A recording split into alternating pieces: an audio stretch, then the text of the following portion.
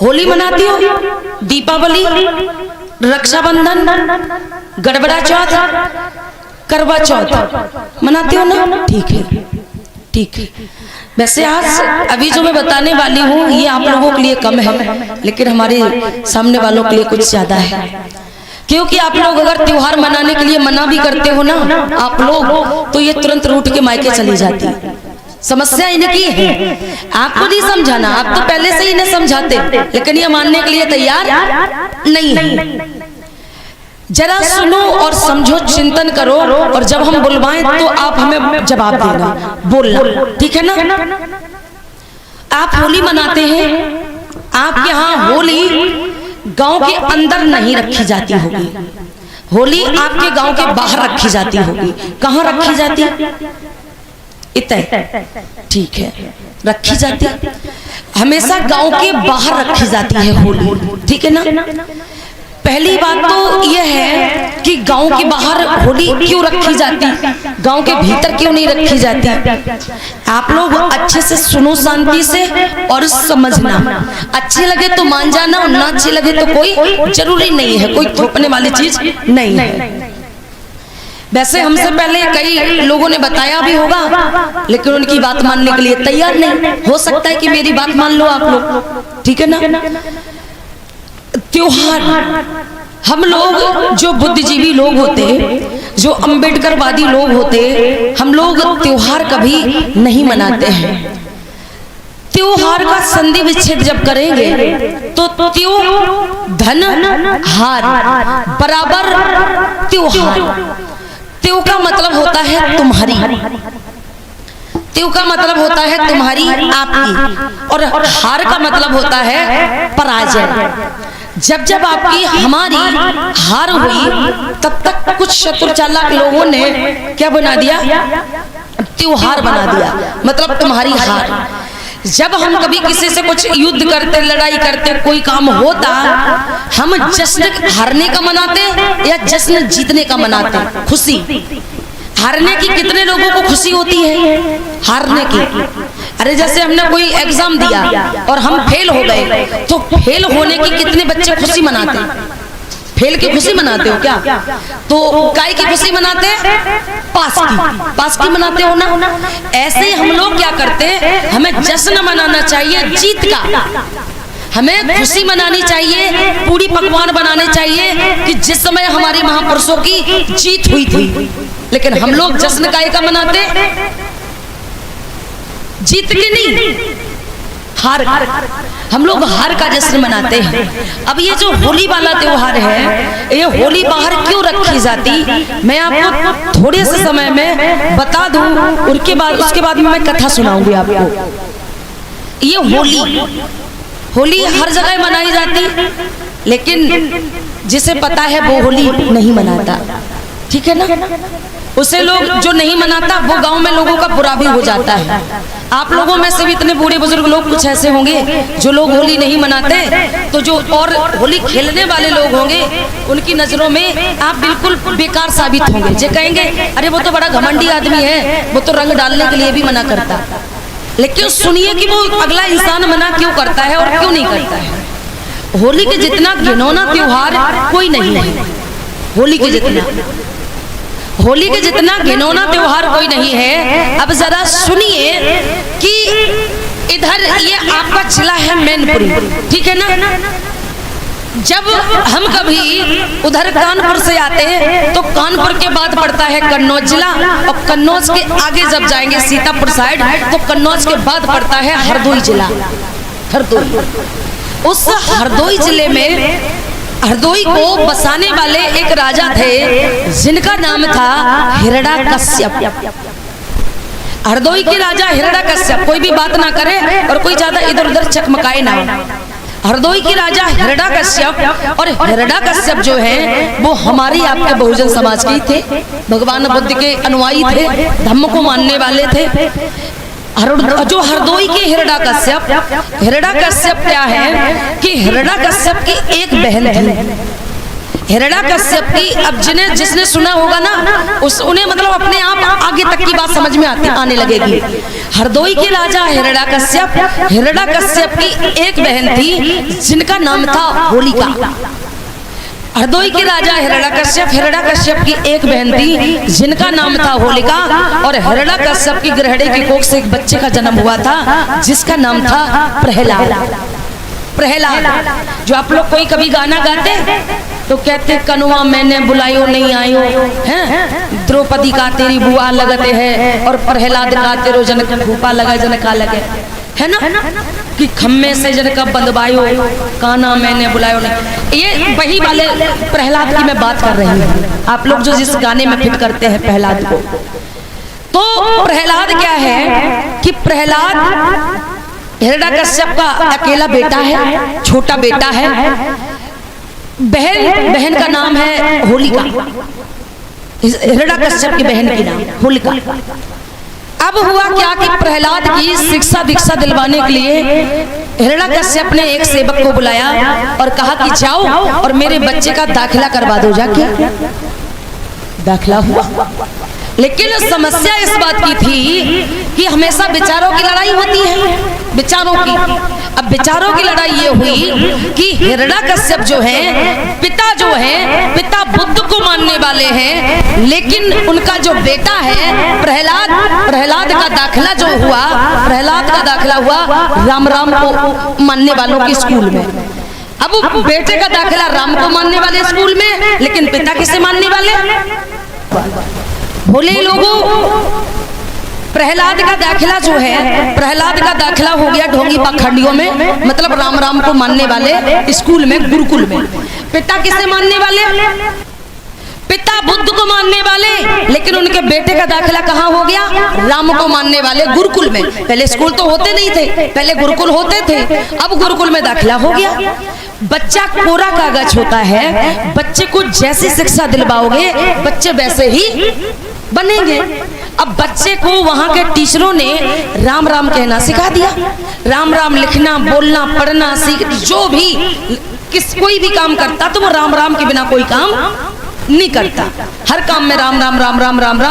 लेकिन राम से नफरत किसे थी? पुत्र को तो राम को मतलब राम सिखा दिया, लेकिन पिता को राम से नफरत थी। पिता किसे मानने वाले? भगवान बुद्ध को। अब जो बुद्ध को मानने वाला होगा उसे तो वैसे भी करंट लगेगा, दूसरे का नाम लोगे। अब हुआ क्या कि प्रहलाद जब ये राम सीख के घर आया, अब देखा खाने में राम, पीने में राम, सोने में राम, लेटने में राम, कहीं आने जाने में राम। अब राम जब वो बच्चा करता तो हिरण्यकश्यप को जब पता चला कि मेरा बेटा प्रहलाद, मैं तो बुद्ध का अनुयायी हूँ, लेकिन मेरा बेटा जो है वो राम करता है। अब एक काम करेंगे, मैं राजा हूँ और बेशक मेरा ये बेटा है, मेरा खून है। अगर ये अपने बेटों को पास में बुलाया और कहा कि अगर तू राम करेगा तो मैं अपने राज्य से तुझे बाहर निकाल दूंगा, या तो तू राम करना बंद कर दे तो तू मेरे महलों में रह सकता है। अगर तू राम करना बंद नहीं करेगा तो हमारे बाप की बेटे की आपस में नहीं बनेगी, मैं तुझे घर से बाहर निकाल दूंगा। बेटे ने राम करना बंद नहीं किया और बेटे को हिरण्यकश्यप ने अपने राज्य से, अपने घर से बाहर निकाल दिया, भगा दिया। लेकिन माँ प्यार ना करे चलेगा, पिता प्यार ना करे बच्चे को चलेगा, लेकिन घर में जो होती है, घर में सबसे ज्यादा भतीजे को अगर कोई प्यार करती तो वो है बुआ। सबकी बुआ प्यार करती। अब बुआ होलिका ने जैसे सुना कि भैया ने हमारे भतीजे को निकाल दिया, प्रहलाद को निकाल दिया, तो भैया के बिना जान में, अपनी भाभी के बिना जान में उन्होंने अब देख लिया मेरा भतीजा भूखा मर रहा होगा, प्यासा मर रहा होगा, और अन्य लोगों ने दारू जो होता शराब ये चीजें खाने पीने सिखा दी, दूसरे के बच्चे को बिगाड़ दिया। अब हुआ क्या कि होलिका को जब पता चला तो होलिका ने खाने पीने की चीजें ली और खाने पीने की चीज लेके अपने घर से निकली। किसे देने के लिए? प्रहलाद को, अपने भतीजे को देने के लिए। अब भतीजे को भाई माना बेशक प्यार करे अपने बच्चे को, लेकिन बुआ को तो दर्द लगता ही है। अब बुआ गई और बुआ भतीजे को ढूंढने लगी। जैसे ही गांव से निकली, अब ये अपना घर है तो ये लास्ट में पड़ता है ना, उधर से लास्ट में और ये इधर से पहले ही पड़ता। तो हुआ क्या कि बुआ होलिका जो है, बुआ होलिका गांव से निकली और आवाज लगाने लगी, कहने लगी, ए प्रहलाद, प्रहलाद। देखा जो मिलता पूछती बुआ होलिका और कहती, ए भैया, चाचा, आपने मेरे भतीजे को देखा, मेरे भतीजे को देखा। तो कुछ ढोंगी पाखंडी जो लोग होते, ढोंगी पाखंडी का मतलब आप समझ रहे होंगे, मुझे ज्यादा नहीं कहना, ठीक है ना। अब जैसे ही ढोंगी पाखंडियों से पूछा होलिका ने, तो पता क्या हुआ, ऊपर से अब राजा की बहन को कभी घर से बाहर तो वो बहन हुई नहीं, राजा की बहन अब पहली बार घर से बाहर भतीजे के चक्कर में हुई। जैसे ही उन दरिंदों की बलात्कार होलिका पे पड़ी, तो ऊपर से नीचे तक दिखने लगे आंखें फाड़ फाड़ के वो ढोंगी पाखंडी लोग। आप समझते हैं ढोंगी पाखंडी? नहीं समझते? अच्छा चलो, नहीं समझते तो फिर कोई बात नहीं।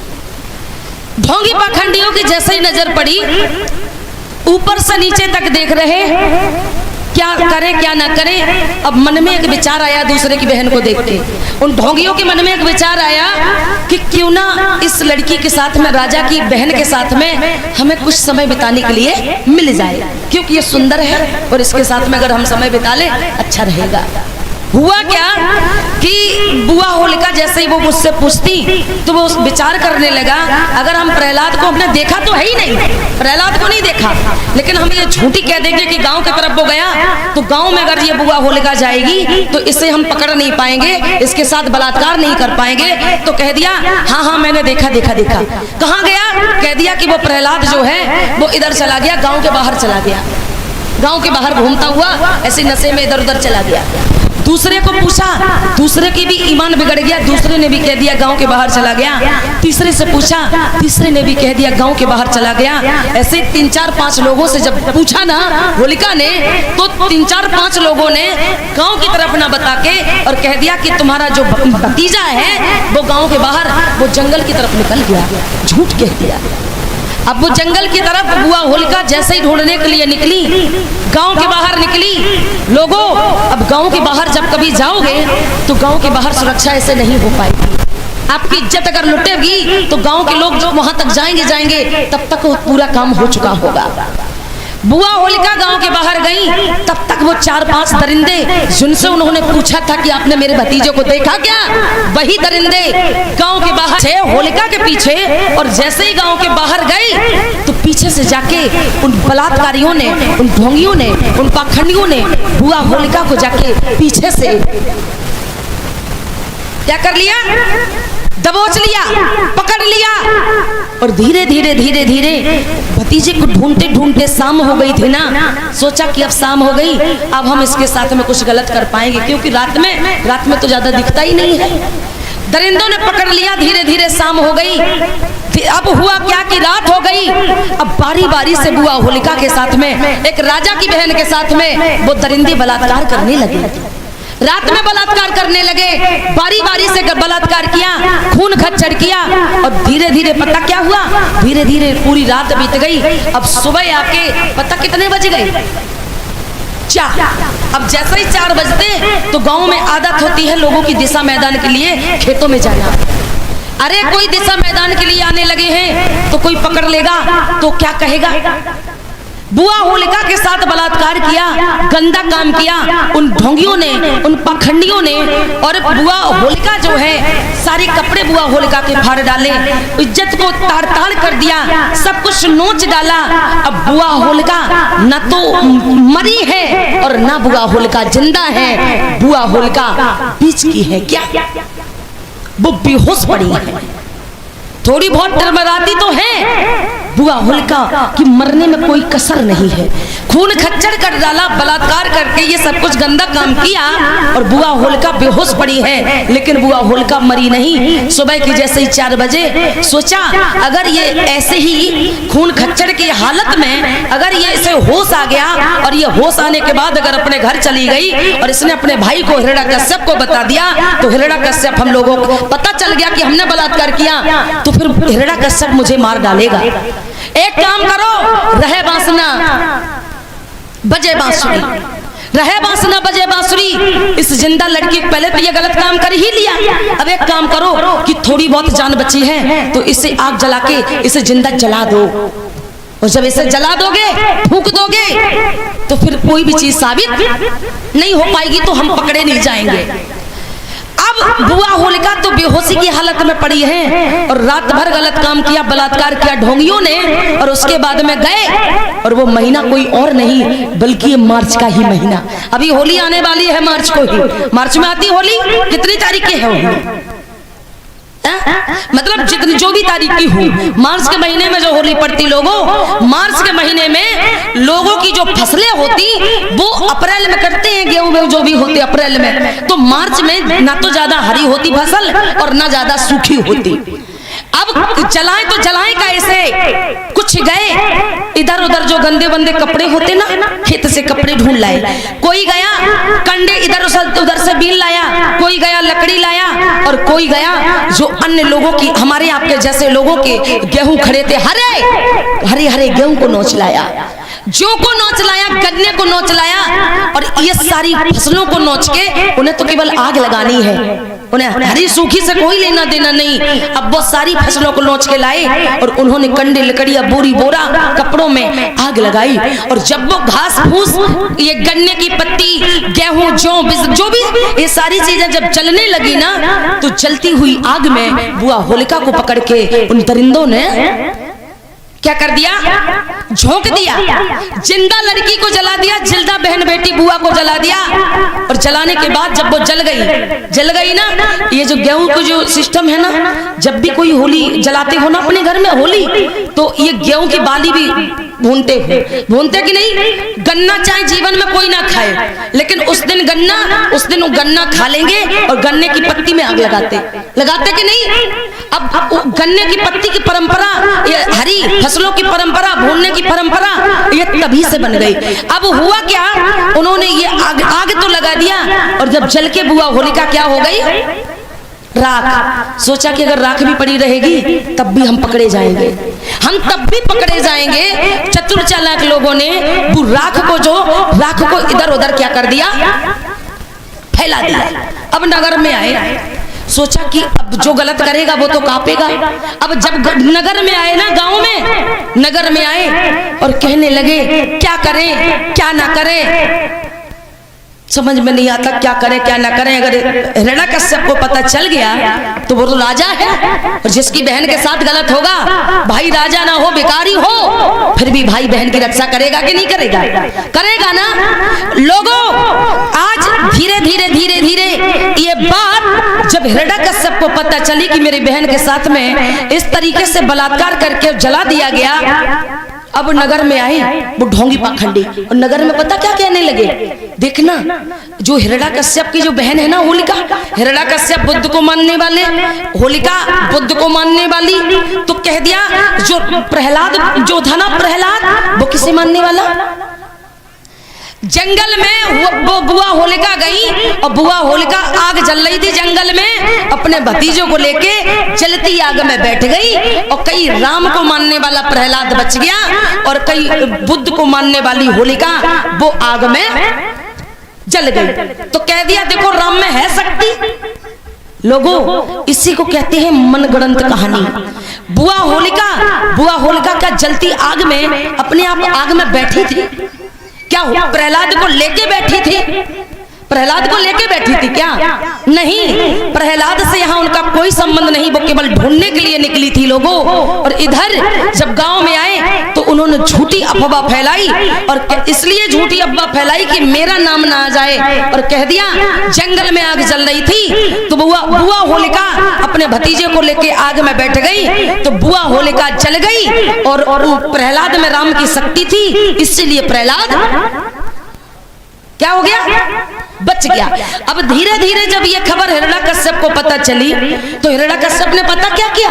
हिरण्यकश्यप ने उन बलात्कारियों को बुलाया दरबार में, बलात्कारियों को बुलाया और बलात्कारियों को खड़ा किया, और चमकती तलवार निकाली एक भाई ने, हिरण्यकश्यप ने। अब तलवार निकाली और कह दिया कि अरे जाओ कमीनों, अरे जाओ दरिंदों, तुम कोई माँ के बेटे, तुम कोई माँ के वीर नहीं हो, तुम वीर नहीं हो, तुम कायर हो, तुम अबीर हो। क्या हो? अबीर। तुम अबीर हो। और अपनी तलवार से उनके माथे को क्या कर दिया? चीर दिया। और चीरते समय कह दिया कि तुम बहादुर नहीं हो, तुम आबीर हो, तुम कायर हो, तुमने बहन बेटी के साथ गलत काम किया। अपने सेवकों को बुला के हिरण्यकश्यप ने उनके मुंह पता कैसे करवाए? उनके मुंह कैसे करवाए? पुराने समय में जब किसी को बेइज्जत किया जाता था तो मुंह उसका काला करवा दिया जाता था। मतलब चाहे काला कर दो चाहे नीला कर दो, मतलब उसका चेहरा दिखाई ना दे। काला मुंह करवा दिया। और काला मुंह करके हिरण्यकश्यप ने उन बलात्कारियों को पूरे नगर में घुमाया और कह दिया कि जाओ, अगर तुम ऐसी दूसरे की बहन बेटी मिलेगी तो तुम ऐसा ही काम करोगे, आज मेरी के साथ में हुआ। जाओ और तुम नगर की माताओं और बहनों के पैर छुओ और तुम कहो कि हमसे गलती हो गई। नगर में गए, पैर छूते, और जब हिरण्यकश्यप के पीठ पीछे वो लोग जाते तो कहते बुरा ना मानो, होली है, बुरा ना मानो, होली है। अरे बुरा ना मानो, हमने आपकी बेटी को जला दिया तो क्या हुआ? बुरा ना मानो, होली है। अब ये तो ठीक खत्म हुआ। ये जो तिलक लगाने का काम करते हो ना, तिलक, ये अबीर वाला तिलक लगाते हो, अबीर वाला। उन्होंने तलवार से चीरा था, तलवार से, और कह दिया था कि तुम वीर। कलर नहीं लगाया था, जो अबीर होता, गुलाल होता, वो कोई भी नहीं लगाया था। उन्होंने अपने तलवार से माथे को चीर दिया था उन दुष्टों के, और कह दिया था अरे जाओ, तुम नगर में माता बहनों से माफी मांगो कि तुमने गलती की है। उनका लाल पीला काला मुंह करके नगर में घुमाया। लेकिन आज जब होली वाला त्योहार आता, उस समय तो बलात्कारियों ने गलत काम किया, इसलिए उन्हें नगर में घुमाया लाल पीला मुंह करके। लेकिन आज हमारे समाज के लोग बोरी रख लेते, बोरी रंग वाली बोरी, उसके बाद में पूरा मुंह पोत लेते, नीला पीला लाल कर लेते और नगर में घूमते और खूब दारू पीते और उसके बाद में पैर छूते और कह देते बुरा ना मानो, होली है। ठीक है ना? यहाँ एक बहन बेटी को जलाया गया, बहन बेटी को जलाया तो यहाँ पर आपकी क्या हुई? जीत हुई या हार हुई? यहाँ पर आपकी हार हुई। उस समय उस बहन को जला दिया गया। आज अगर दरिंदे अगर कहीं मिलेंगे ना तो आपकी बहन बेटी को भी जला दिया जाएगा। अगर आप इतने मजबूत नहीं हुए तो आपकी बहन बेटी को जला दिया जाएगा। लोगों, बहन बेटी जब किसी की होती है ना, किसी के साथ गलत काम होता तो जैसे दूसरे की माँ बहन बेटी, वैसे ही मेरी माँ बहन बेटी। ये जो होली वाला त्योहार है, ये रंग डालने वाला त्योहार है। रंग डालने वाले, होली वाले जितना घिनौना त्योहार कोई भी त्योहार नहीं है। ये होली वाला त्योहार, उन्होंने तो गांव के बाहर बलात्कार किया था, जाके किया था कि नहीं? लेकिन आज भी जब ये होली रखी जाती तो गांव के अंदर नहीं, वो गांव के बाहर रखी जाती। वो गांव के बाहर तभी से परंपरा बना दी उन्होंने, तो गांव के बाहर इसलिए भेज दिया कि वहां हम बलात्कार कर पाएंगे, गंदा काम कर पाएंगे, और गाँव में अगर रहेगी होलिका तो हम गलत काम नहीं कर पाएंगे, जला नहीं पाएंगे। इसीलिए उन्होंने गाँव के बाहर ले जाके बलात्कार करके जलाया। लेकिन आज जो आप लोग होली रखते हो और जलाते कितने टाइम? दिन में जलाते हैं, सुबह 4 बजे, वही रात में 4 बजे जलाते हो। तो ये जो 4 बजे जलाने की प्रक्रिया है, ये बस वही प्रक्रिया है कि 4 बजे जला दिया गया था होलिका को। आज अगर ये होली वाला त्योहार आप लोग मानते हैं, मनाते हैं, तो फिर जानबूझ के भी अनजान बनते हैं। अब आज के बाद आप लोग होली बिल्कुल भी मत मनाना, ठीक है ना? होली का त्योहार नहीं मनाना।